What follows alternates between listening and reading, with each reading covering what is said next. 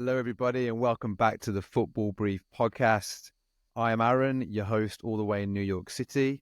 As always, I'm joined by my co-host Brad over in sunny Manchester. Let's get into it. How you doing, bro? I'm good. Just finished the football game. Lost by 4-5. It was five-a-side. Scored a couple of good goals. One was a volley, edge of the box. So, yeah, I'm all right, man. How you doing? I'm all right, yeah. I'm tired. I'm feeling it a bit these last couple of days. Mate, this editing game, yeah, as a side note to anybody who watches or listens, if anyone is good at editing or has any advice on how to edit videos, I'm trying to do a decent job. I think I'm doing okay, but I just feel like there's so many shortcuts that I need to learn and I could do with knowing. So anybody out there who knows or knows somebody who could do or help me, then please just put their name forward and drop us an email or a comment because it would be very much appreciated. But I'm good though, man. I'm good other than that. Good, man. Good. Glad to hear it. Cheers. Cheers, boy. On On the the juice juiced today. post-football juice. Rehydrating after football. That's it. That's it. Love it. So, well, let's get into it then. We are really spoiling the fans this week because we're going to do a special, and this special is going to be dedicated to Sir Ruben Amorim, as he's known on this pod. So Sir Ruben Amorim takes charge of his first game this weekend. All eyes are going to be on him. So I think it would be unfair if we didn't do a special dedicated towards that game, as you are a dedicated Manchester United fan. So we're going to talk about him in the brief discussions. So the episode will be, the episode will be as normal, same format. We're going to do brief opinions, but we are going to do brief opinions about this week's upcoming fixtures. Just get our opinion on some of those games, the ones to look out for. We'll then jump into a brief discussion. There's going to be all 4 points that we could potentially talk about are going to be related to Sir Ruben Amorim, and looking ahead to his first fixture in charge of Manchester United. Then after that, as we have a Man United fan on our pod and who is, he breathes red and, what are your colours? Red and black, red and yellow? I don't know what your colours are. Green and yellow? Is that what you guys beg nowadays? Red and white. Red and white. Oh, okay. Red and white. You have Norwich flags though, so I didn't know. Trying to get a rise. So what we're going to do for the last segment, we're going to do a hot seat. So I will fire some quick fire questions to Brad about the appointment of Ruben Amorim, Sir Ruben Amorim, and we'll get his thoughts on that. So that's how we're going to do the ep. So let's get into it. As always, you can go first with the brief opinion. Roll. Okay.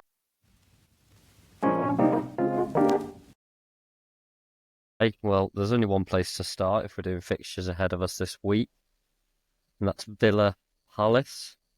What are your thoughts? I mean, you guys need a win. Palace haven't been doing amazingly this season, albeit, we touched on them in the last pod. They had a good end to last season, but Glasner's been struggling. So, yeah, what are your thoughts? Yeah.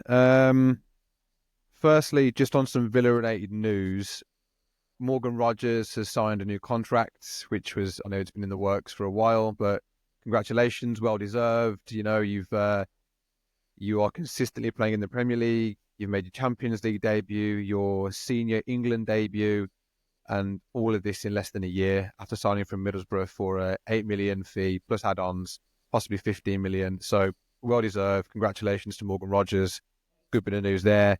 Then the other bit of news for Villa, which was a bit random, don't need to go into it, but just so you're aware, it's come out today in the Telegraph that Aston Villa are rallying behind Manchester City in the associated party transaction row. So they've actually written to Richard Masters and other clubs with a strong recommendation that Friday's vote on the amendment is postponed. So Aston Villa are very much in conjunction with Manchester City on their current row with the associated party transaction issue. So one to watch there. Going back to the scoreline and how I think Villa are going to do, I think it's going to be a tough game because, as you rightfully said, Palace need the points. Palace have just beaten us at Villa Park in the Carabao Cup, several weeks ago. They knocked us out. I know we played a slightly weakened team, but still should have beat them. So I think it's going to be a draw. I said that on the last pod. I'm going to stand by that. I have been slightly encouraged that I think some of the injuries that we had were only minor, and I think 3 of the players that I mentioned are actually going to be back, maybe more. So maybe a draw, maybe a Villa win, possibly, but I do think it'll be a tough game. So that's what I'm going to go for. Score draw? Score draw. Yeah, we can't keep clean sheets, so of course it's going to be a score draw. Emil Martinez, sort out your clean sheet, man. What are you saying on a little prediction there? A prediction, I'm going to go 1-1. Who's scoring for you, Rodgers, with his new Morgan shiny Rogers contract?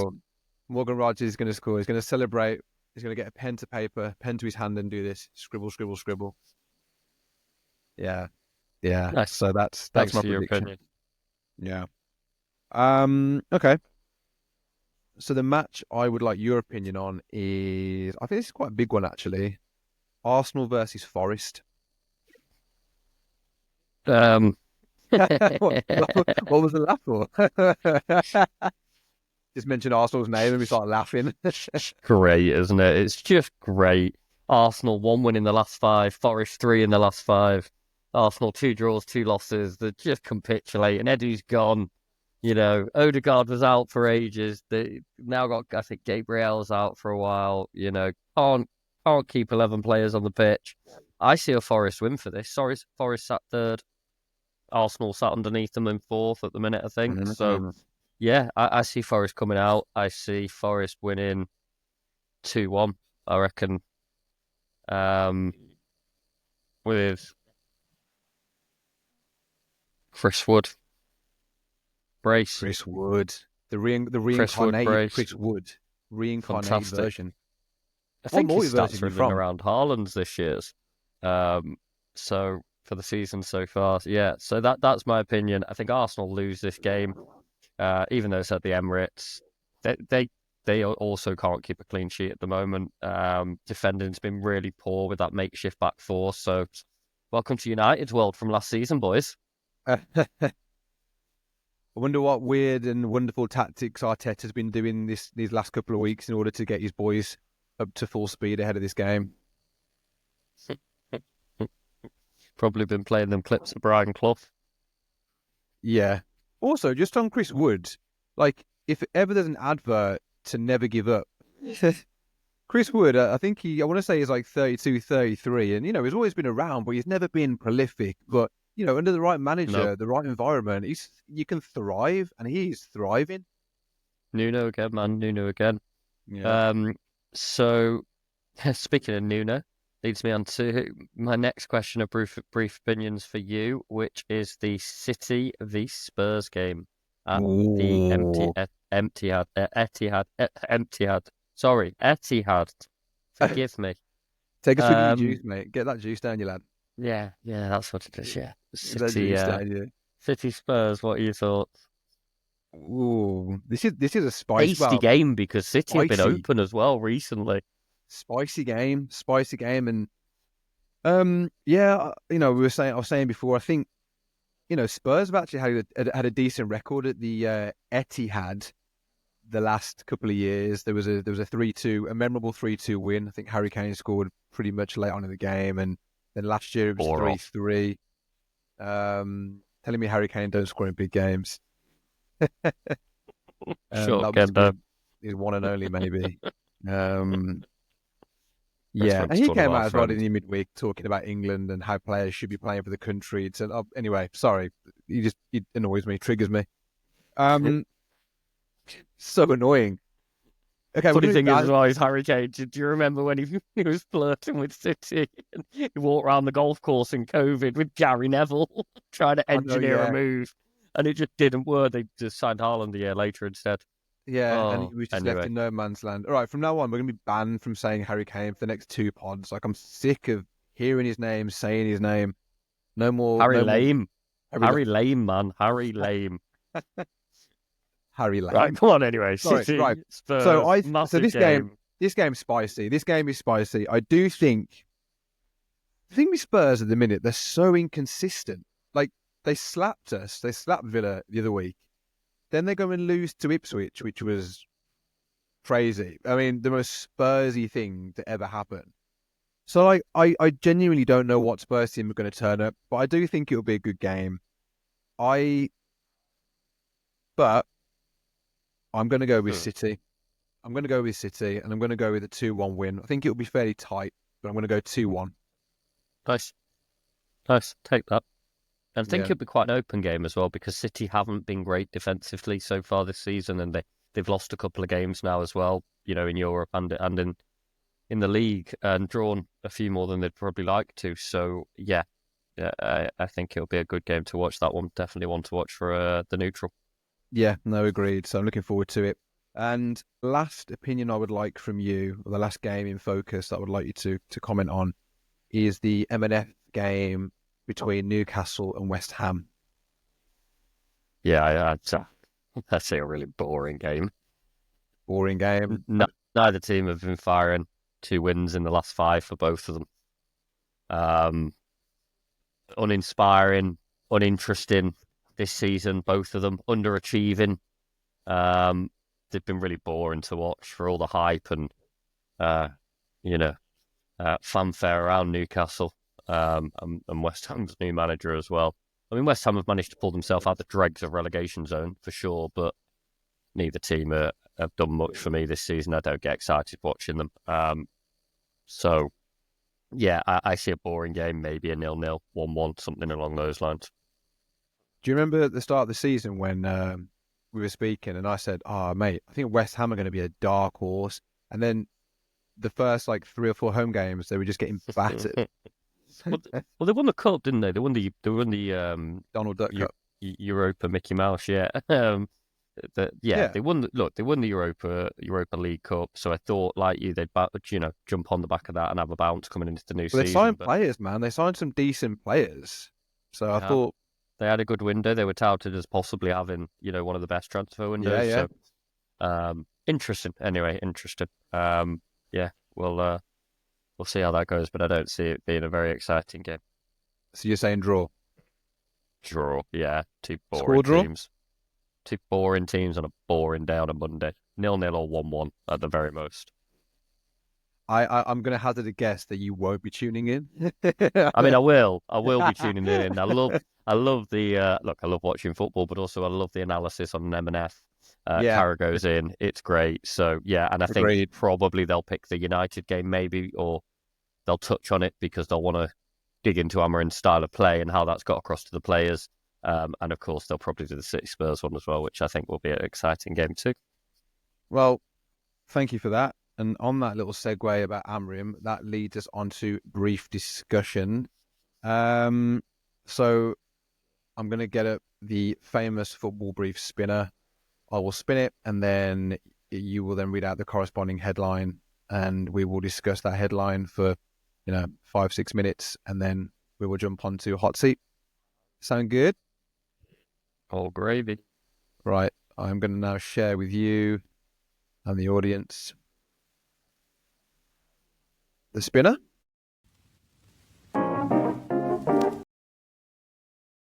So we should be here. Let me know if you can see it or can't see it.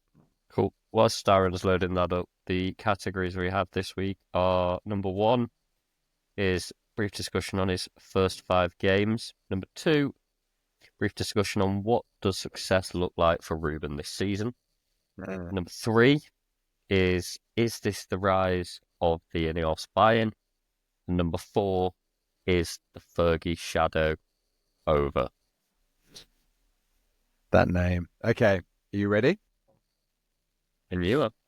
All right, we are spinning, and we have stopped on brief topic number 3. So I'm going to read that headline out. Is please. This the rise of the INEOS buy-in? Ooh, okay. So, which is quite nice, that actually, because it ties in quite a few things. I think the first point to make on that is this is probably one of the final key hires INEOS has had to make and has been appointed in recent months. Let's not forget, your likes of Barada, Dan Ashworth. They only started kind of summertime, so they've only been in post for a couple of months. So although they extended Ten Hag, he wasn't their guy, he wasn't their signing. So I think this is their first show of force in terms of this is our guy. We're going to go out and get him. I mean, they spent 10, about 11 million euros on this guy. Sporting bought the guy from Braga for 10 million euros. So it's not like they've made a huge amount on this at all. And let's be honest, this was a guy that had no UEFA Pro license up until I think 2020, 2021. When he joined Sporting, he didn't have a UEFA Pro license. So he's obviously risen very quickly up the ranks, been noticed and been in conversations with some of the big clubs. So I think it's a real show of force. I think it's a little bit of a coup, the fact that we've managed to take people from the likes of City. I think, we've got somebody from the medical team in Arsenal who's quite senior as well. So Yeah. do feel like this could be the rise of INEOS. I do feel that if Ruben comes in and he seems to have a personality and a character, and you need a bigger personality than the combined ones in that dressing room, which is a big ask. But from what I've seen so far, I like the way that he carries himself. He approaches the media. He's a cheeky guy, but he also seems to know his stuff. So yeah, I think it could be the rise of INEOS. If proves well, and if proved it's the right appointment. Yeah, no, I agree. He appears to be a bit of a smooth operator, doesn't he? He's got that Mourinho cheekiness. He's got a bit of Guardiola swag, but ultimately he's going to be his own person. And like you said, I quite like how he dealt with the media. It reminds me of a young Mourinho.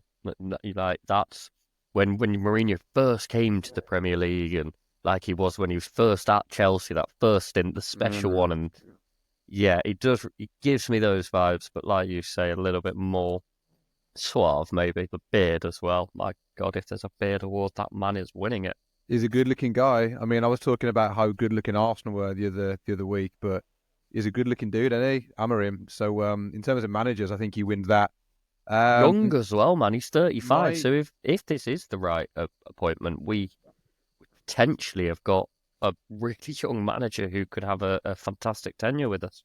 And that's the good thing. Like, yeah, because on that, if he does well and he succeeds, and there's not many clubs you go to after Manchester United. So, like, if he does really well and clubs come in, it's like, well, actually, I sort of want to build a dynasty here, and why would I want to go anywhere else? And providing that everything's good for him.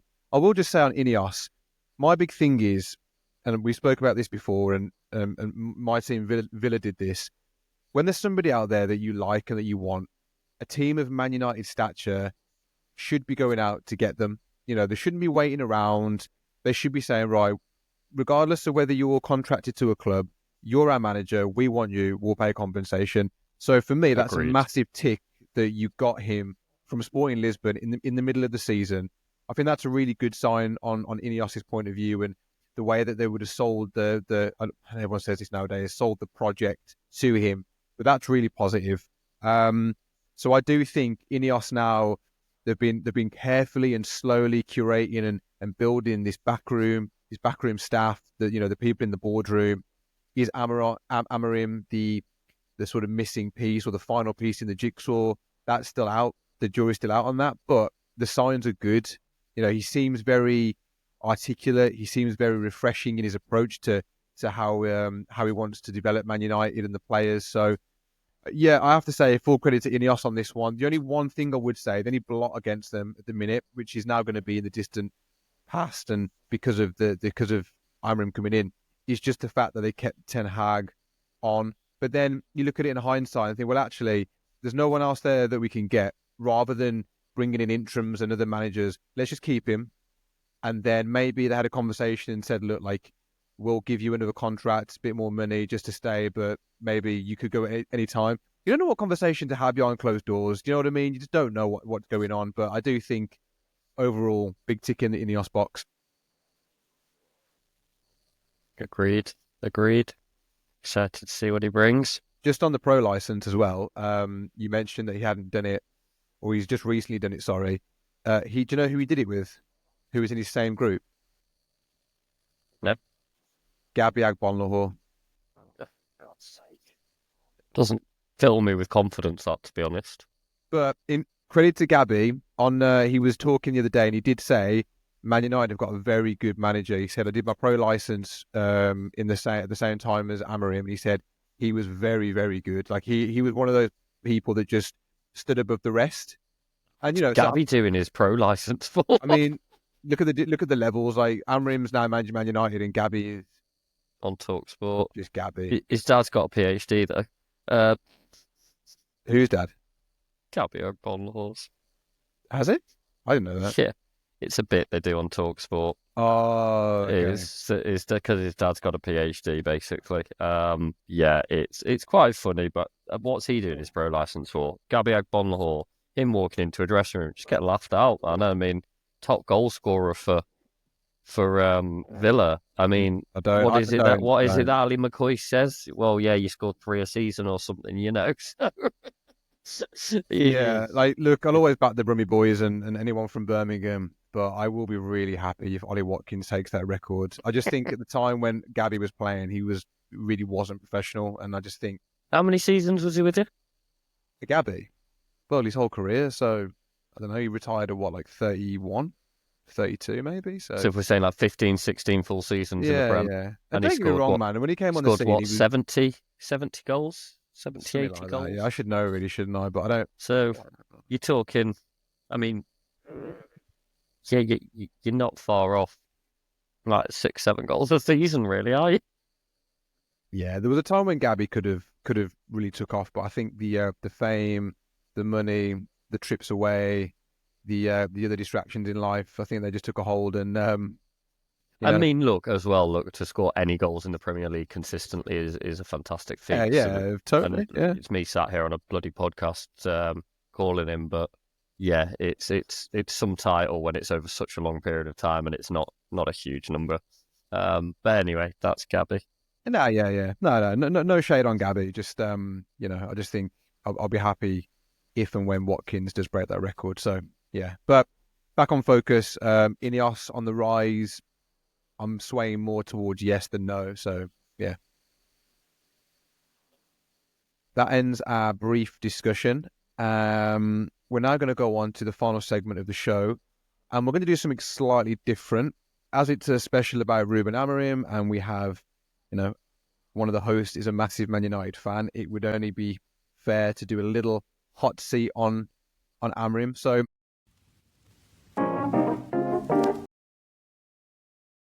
what I've got here, I've got 4 or 5 questions I want to ask you, just quick fire, just about Amorim and his tenure going forward. So I'm going to start with where do you think Man United will finish this season now? Now that he's come in, where do you think they'll finish?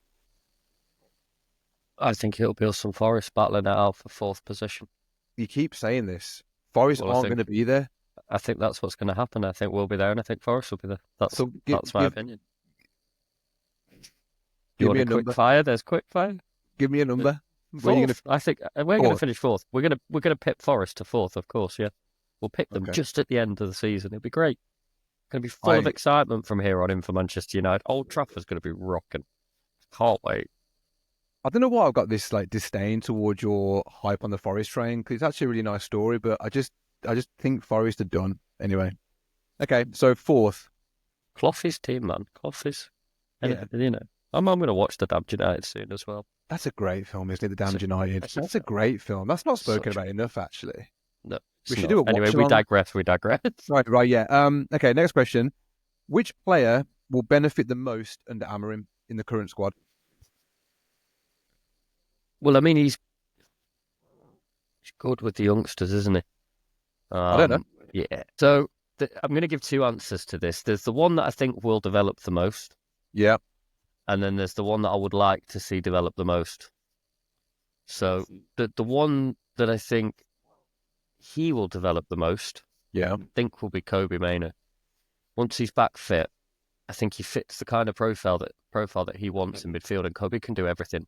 He's been playing more in a defensive role, but he can be box to box. He kind of gives me Keane vibes in that he can do everything, not in terms of menace or fearsomeness, but in terms of where he plays. You can put him anywhere across that midfield line, and he looks a natural. So I think That's a great Toby shout. That's will a be the great shout. one. Who my Yeah. heart would really like to see get back to scoring 30 goals a season and have consistency and play with a smile is Rashie, man. Marcus Rashford. I would love nothing more for him to come and start doing bits for our club again. Sick to death of the guy taking wages for doing absolutely nothing, man. But yeah. So He needs to do more, doesn't he? He needs to become he needs to accountable do a and he hell of a needs to lot do more, more. mate. Because it's like, Yeah.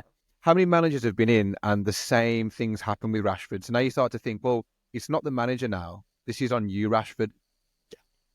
Yeah, and I think a lot of the players have to ask themselves that question as well. It's not just Rashford to single him out. I think a lot of the Manchester United players now in that dressing room have seen the back of several managers, so they need to really look themselves in the mirror. And this is what I'm hoping with the INEOS kind of, this is our guy, that actually everybody in that dressing room sits up to attention and goes, oh God, we can't mess this guy around. He's been bought in by essentially, now the part owners, and they've got more money than our contract's worth, that's for sure, with what they've invested. So yeah, fingers crossed on that one, that he develops everybody. But I'd like to see Rashid.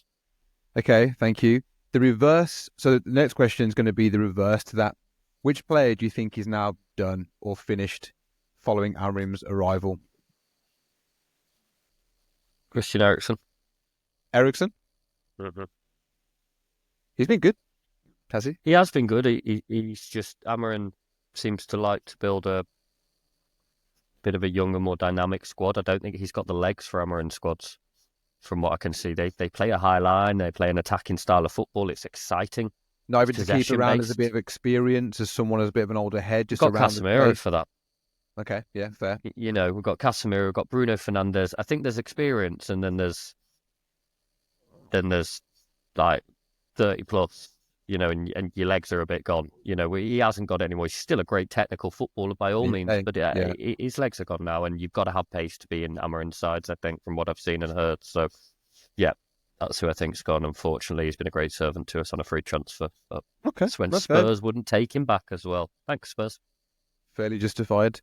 My final question for you on the hot seat is, what's more important to you as a fan this season? Manchester United having an identity or the position that you finish in the table? I think they go hand in hand, because I want to see an identity, but I want to see a good identity of football. We might have an identity of football, but still be getting smashed 2-3-0 every weekend. Well, that's what I'm saying. So, but would you sort of rather, okay, this season he's just come in, even if we end the season maybe not in the position that I wanted us to, but we've got a clear style of place, clear identity. He's going to have the summer transfer window, this winter window in January upcoming. I'm excited. Or do you think, no, I expect to see a bit of both? I do expect to see a bit of both. I also think he's going to need maybe a transfer window or two to get his squad in that he needs to get his exact style across. But yeah, we need to see a style of play. It's something that's been missing for years at United now. We need to see a manager who can come in and implement their ideas on those players and get them working as a unit on that pitch in a defined, so you tune in, you know what you're going to get that weekend, you know how they're going to play, but we do it well enough, like City, we do it well enough that and like Liverpool, you do it well enough that regardless of even though other teams know you're going to attack them or high press or have a high line, play it all well enough that actually it doesn't matter because you outplay the other side. So I don't think we've got the squad to do that, particularly in the Premier League. Some teams we can play like that against, but I think it's going to have to be a bit of chopping and changing. I would like to see a defined style of play, but it's also extremely important that we can't finish 8th again. We need to be up and in and around the European spaces. So you don't think 8th would be a good? You don't think 8th would be a good position to finish for his first sort of or 2/3 of the season for him? Okay, not when there's only 4 or 5 points in between kind of the echelons of the Premier League from where we are. It's a couple of wins. We just need to sort our form out. Couple of wins, but if he's got to try and implement a style of play, and then the players have got to get on board with that style of play, it's not as simple as just winning games. Unless in his mind is let's just win games for now, just try and get the fans on the side, get the momentum going, and then. But I think this is why they've picked him as well, because he gets quick results. He was at Braga within 10 games. I think Sporting wanted him. It was a very short period of time, and been with Sporting since 2020, won the league twice, I think, won manager of the league twice. So he's getting accolades here. So yeah, I think he does move quite quickly and get his style across quickly. So Okay, well, thank you for the answers. That was a good hot seat. All eyes are going to be on Ruben Amorim this so Ruben, weekend at Portman Road, Ipswich versus Manchester United. So we will see how he does. But good, I'm so glad the Prem's back. Real good fixtures to get stuck into this weekend. The Football Brief podcast episode 5 has just dropped today on all streaming platforms. I think it's currently out on Apple Podcast and Spotify. It will be out on our YouTube channel later this evening in America and then early hours of the morning in the UK. So you should wake up for breakfast tomorrow morning with a nice dose of the Football Brief episode 5. Then this special should be going out on Friday, just before the weekend's fixtures. And then yeah, next week we'll just be back onto episode 6. So a lot of content, a lot of things to get stuck into. As always, please just like, share, subscribe, comment away, ask us questions, tell us if we're doing this good, tell us if we're doing this bad. We can take anything. We don't care if it's positive or negative. Come at us. And yeah, we just look forward to speaking again and seeing you all next week. So yeah, as always, pleased to brief you. peace out.